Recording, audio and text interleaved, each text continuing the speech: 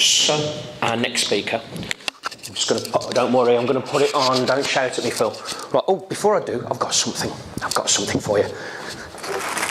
Who wants some free Smarties?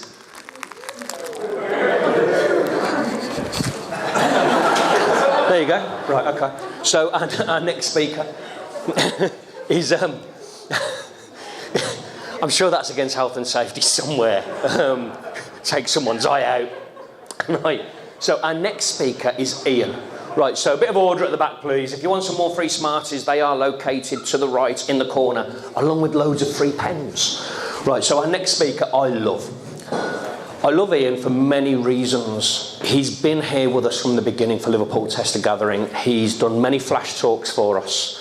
And when we've been struggling to get flash talks going for the night, he's always first to come up and say, I'll do one. And that takes a lot of guts. But he is our next speaker. But just to keep it in tone, I have done my research on Ian. Okay, so let's see what we've got. Here's Ian being 9 foot tall. So are you tall or is he small? Which one is it? Both.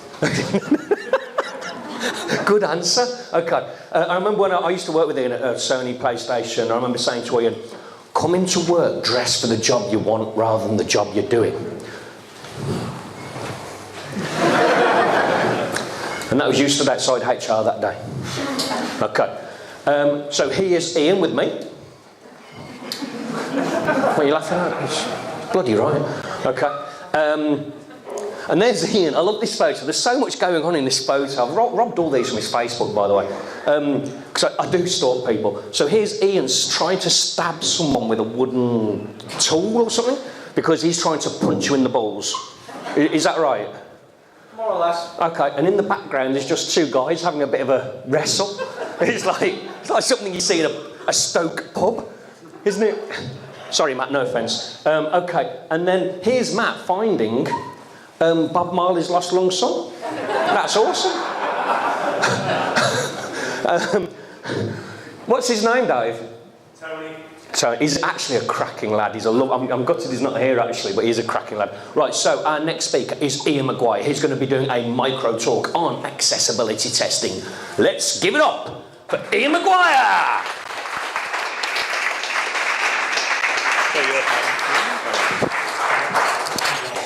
Hi everyone, can you hear me okay? Yeah, at the back? Woo! Awesome.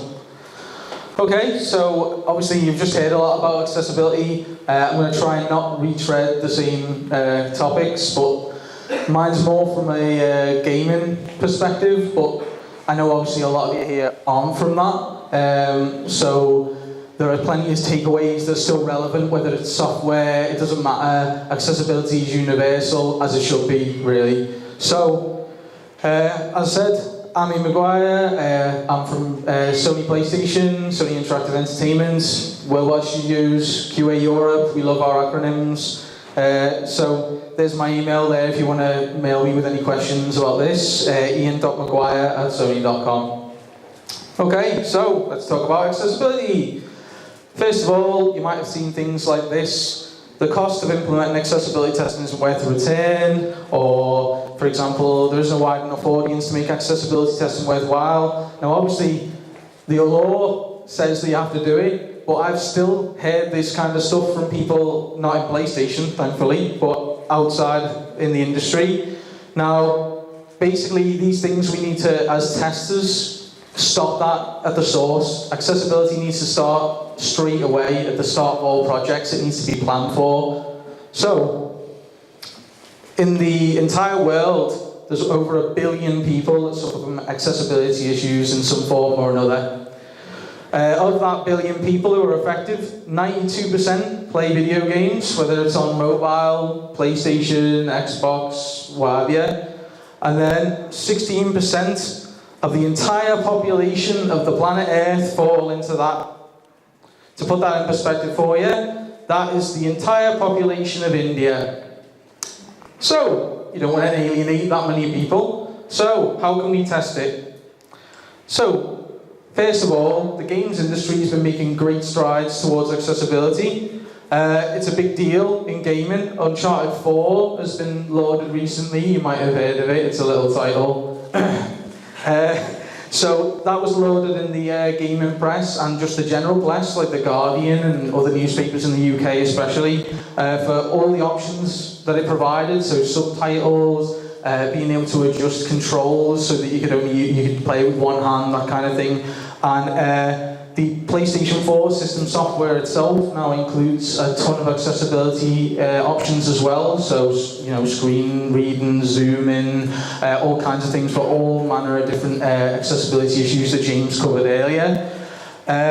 So there you go, there's the first results. If you just put accessibility games, Uncharted 4, and then the next thing is how testing's taking this into account. Now, I heard we had a question earlier about testers who have disabilities or accessibility issues. NetherRealm Studios, the creators of the Mortal Kombat series, actually specifically have testers who are blind, so that they can check that their fighting game can be played using audio alone, because each character in the game has specific audio cues. And of course there's custom hardware available from the charity Special Effect. Now you can contact them for just accessibility information generally as well. In the UK, they don't unfortunately support other countries at the moment, so sorry for anyone who's travelled 6,000 miles. Well, as you can see, they create custom controllers and that kind of thing so that anybody is able to enjoy gaming, because it should be for everyone. So, what are we doing? There are plenty of options, and if this is something that's relevant, again, as I said, outside of PlayStation, it's not just us.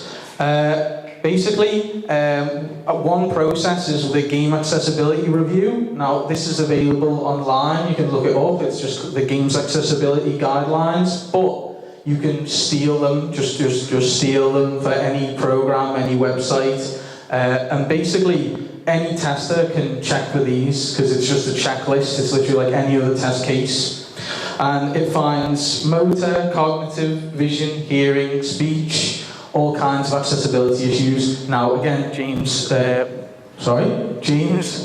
through that earlier, so I won't go into detail about what each of those consist of. And for PlayStation, we also have some unique challenges with the recent virtual reality.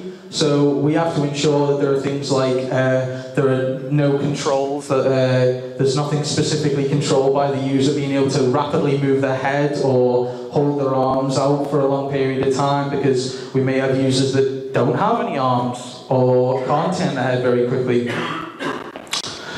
So how do we do it? Now, this is obviously the relevant part for our testers. First of all, we inform the developers of any of these issues that we found during the course of testing.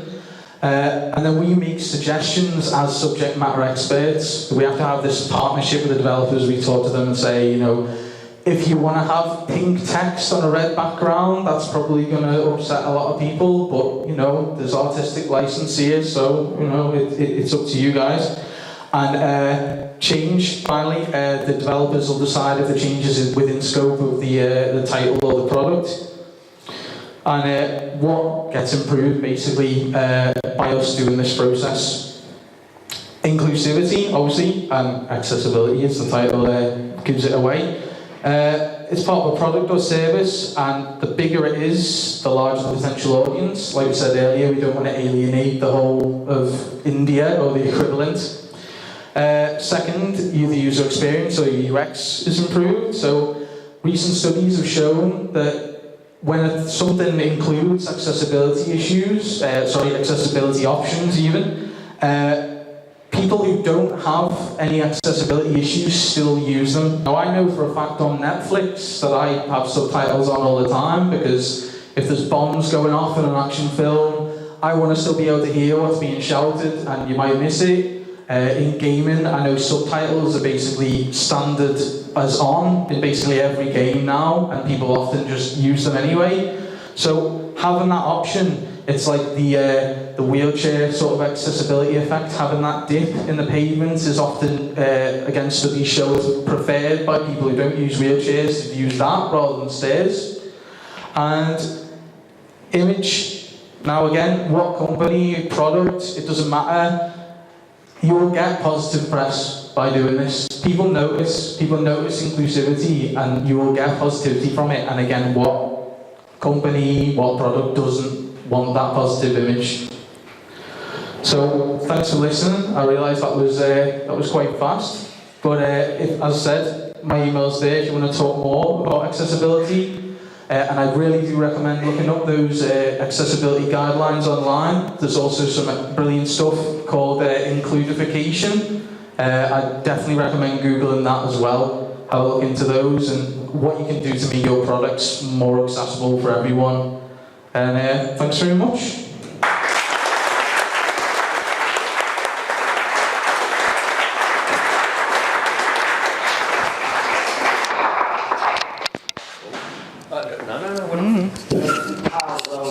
We're not finished yet. Any questions, everyone? I'll come back to you, James. This is yours. It's not really a question, it's just to add to what you were saying. I work as a UX designer for BBC Children's Games. So we've also got, BBC has got a website called GEL Guidelines, and there's a lot of other information there again about design for people with disabilities.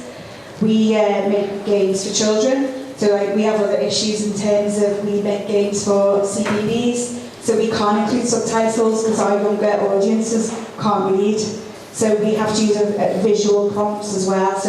And we also design with the different, we have inclusivity pillars as well, where we try and design games based on each one of those. So it's just really to point people to the GEL guidelines on BBC because there's lots of information there as well.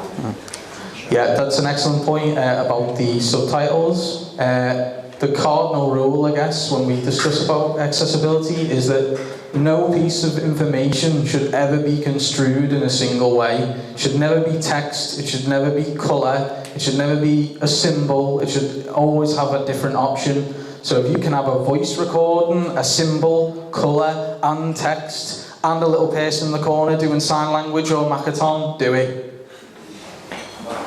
Another question from James. Are there any special challenges when it's an online game and sort of your experience also affects other people's experience? How do you deal with giving people options that might make the game easier in some way, but are obviously necessary for them to play it? I can't speak for the entire industry as a whole, but this is something that comes up a lot in the media where people say, if it's multiplayer and you include, say, auto-aim in a shooter, are you making it too easy? Are you helping, if someone turns that on and they're not disabled in any way, are you letting them cheat? But honestly, anything that allows people to enjoy games should be included. It's not an option, it's a must, basically. But from our experience, including those features has always been received positively. Again, I just recommend that you do it. Do it. Brilliant. Ian, we're going to call it a day then, but can we have a round of applause for Ian?